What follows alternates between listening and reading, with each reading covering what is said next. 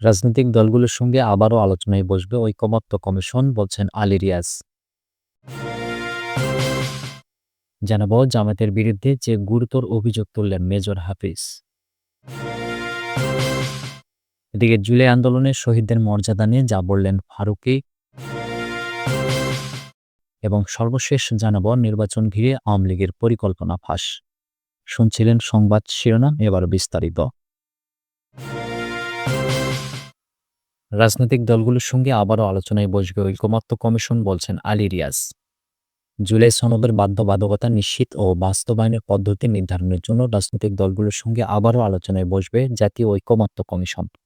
শুক্রবার জাতীয় সংসদের এলডি হলে জাতীয় ঐকমত্য কমিশনের পক্ষ থেকে আয়োজিত সংবাদ সম্মেলনে একথা জানান কমিশনের সহসভাপতি অধ্যাপক আলী রিয়াজ।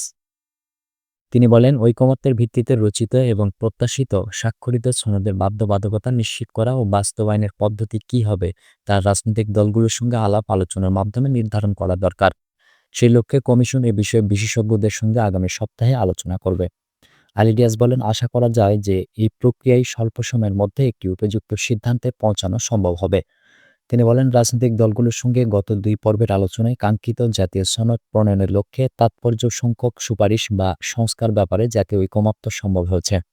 প্রথম পর্বের সংলাপে ১৬৫টি প্রস্তাবের মধ্যে ৬২টি রাজনৈতিক ঐকমত্য অর্জিত হয়েছে, যার কিছু কিছু সরকার এরই মধ্যে বাস্তবায়ন করেছে অধ্যাদেশ, নীতি ও নির্বাহী সিদ্ধান্তের মাধ্যমে।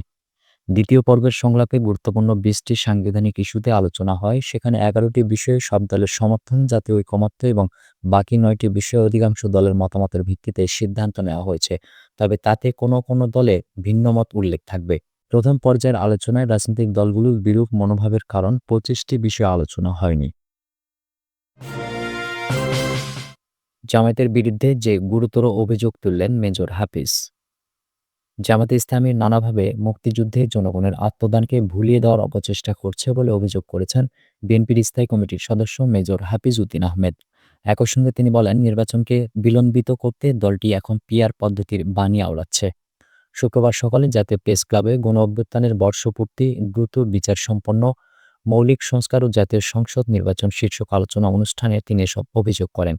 মেজর হাফিজ বলেন, দেশের মানুষ পিআর পদ্ধতি বোঝে না, বিদ্যমান ব্যবস্থাতে জাতীয় নির্বাচন হওয়া জরুরি। জামাতের নানা কথা শুনে জনগণ অবাক হচ্ছে বলেও জানান তিনি। আসন্ন জাতীয় নির্বাচন নিয়ে শঙ্কা প্রকাশ করে তিনি বলেন, ১ বছরেও ন্যূনতম সংস্কার না হওয়া এই পুলিশ বাহিনীকে দিয়ে শান্তিপূর্ণ নির্বাচন হওয়া নিয়ে শঙ্কা রয়েছে। পাশাপাশি ভারতে বসে শেখ হাসিনা নির্বাচনের আগে দেশ অস্থিতিশীল করতে নানা কূটচালের পরিকল্পনা করছে জানিয়ে জনগণকে সজাগ থাকার আহ্বান জানান বিএনপির এই জ্যেষ্ঠ নেতা। জুলাই আন্দোলনে শহীদদের মর্যাদা নিয়ে যা বললেন ফারুকী। বৈষম্য বিরোধী ছাত্র আন্দোলনে নিহত মুসলিমদের শহীদ ও অন্য ধর্মের যারা, তাদের শহীদ মর্যাদা দেওয়া হবে না, এমন বক্তব্য সামাজিক যোগাযোগ মাধ্যমে ছড়িয়ে পড়েছে। এ বিষয়ে কথা বলেছেন ডালিউড নির্মাতা ও অন্তর্বর্তী সরকারের সংস্কৃতি বিষয়ক উপদেষ্টা মোস্তফা সরোয়ার ফারুকী।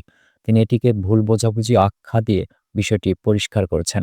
সামাজিক যোগাযোগ মাধ্যম ফেসবুকে একটি স্ট্যাটাসে এই সংস্কৃতি বিষয়ক উপদেষ্টা লিখেছেন, একটা ভুল বোঝাবুঝি দেখা যাচ্ছে, আরও ডালপালা ছড়ানোর আগেই পরিষ্কার করা দরকার মনে করছি। মোস্তফা সরোয়ার ফারুকী বলেন, জুলাই জাদুঘরের সামনে যে প্রতীকী সমাধিস্থল বানানো হয়েছে সেখানে ১৬ বছরে ফ্যাসিস্ট সরকারের হাতে প্রাণ হারানো সব শহীদের নাম চারপাশে বৃত্তাকার মার্বেলে উল্লেখ থাকবে। এ নির্মাতা বলেন, সব ধর্ম, লিঙ্গ, পেশা, বয়সের মানুষের নাম একই বৃত্তে থাকবে। আর বৃত্তের ভেতরে মুসলিম শহীদদের স্মরণে প্রতীকী কবর আর অন্য ধর্মের শহীদদের স্মরণে প্ল্যাক থাকবে। আর মেমোরিয়ালের বাইরে থাকবে একটা ২ লাইনের কবিতা, দেশপ্রেমিকদের রক্ত খেয়ে বাঁচত যাহার সিংহাসন, সেই শহীদদের দখলে আজ রক্তখেকোর আবাসন। এটি লিখেছেন জুলাই অভ্যুত্থানের ফ্রন্টলাইনার জাহাঙ্গীরনগর বিশ্ববিদ্যালয়ের মালিহা নামলাহ। নির্বাচন ঘিরে আওয়ামী লীগের পরিকল্পনা ফাঁস। গত বছরের ৫ আগস্ট ক্ষমতাচ্যুত সাবেক প্রধানমন্ত্রী শেখ হাসিনার পাশাপাশি আওয়ামী লীগের শীর্ষ নেতৃত্বের সীমাহীন অনিয়ম, দুর্নীতি, অর্থ পাচার, লুটপাটের করুণ পরিণতি জাতি প্রত্যক্ষ করেছে। শেখ হাসিনা ও তার ছোট বোন শেখ রেহানা জনতার ভয়ে পালিয়ে ভারতের দিল্লিতে আশ্রয় নেন। এর ঠিক আগে ও পরে শেখ পরিবারের সদস্য, আওয়ামী লীগের প্রভাবশালী মন্ত্রী, এমপি, এমনকি নেতারাও নির্বিঘ্নে দেশ ছাড়েন।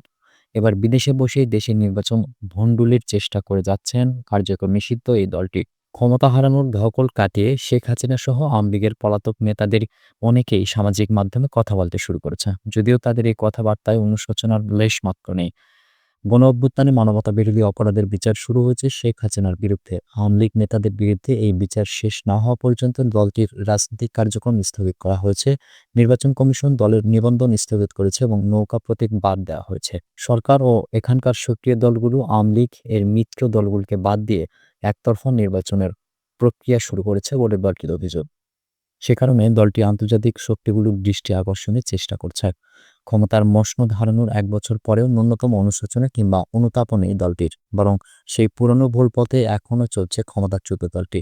বিশেষ করে ভারতসহ বিভিন্ন দেশে বসে আওয়ামী লীগের পলাতক নেতারা প্রতিনিয়ত নানা ষড়যন্ত্রের জাল বুনছেন। তাদের এখন মূল টার্গেট যেকোনো মূল্যে আগামী ত্রয়োদশ জাতীয় সংসদ নির্বাচন ভণ্ডুল করা।